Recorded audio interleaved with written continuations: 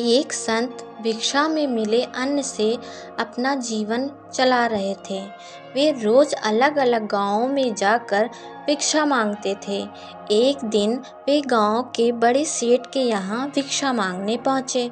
सेठ ने संत को थोड़ा अनाज दिया और बोला कि गुरुजी, मैं एक प्रश्न पूछना चाहता हूँ। संत ने सेठ से अनाज लिया और कहा कि ठीक है, पूछो।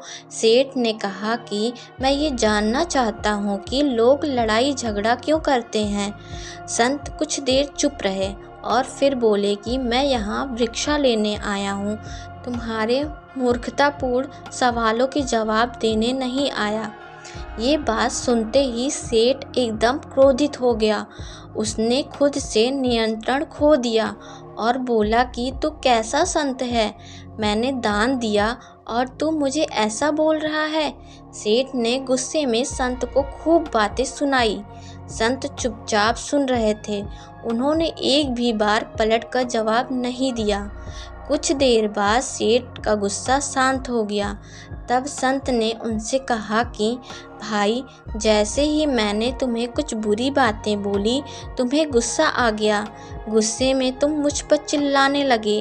अगर इसी समय पर मैं भी क्रोधित हो जाता तो हमारे बीच बड़ा झगड़ा हो जाता। इस कहानी से हमें यह सीख मिलती है, क्रोध ही हर झगड़े का मूल कारण है और शांति हर विवाद को ख़त्म कर सकती है।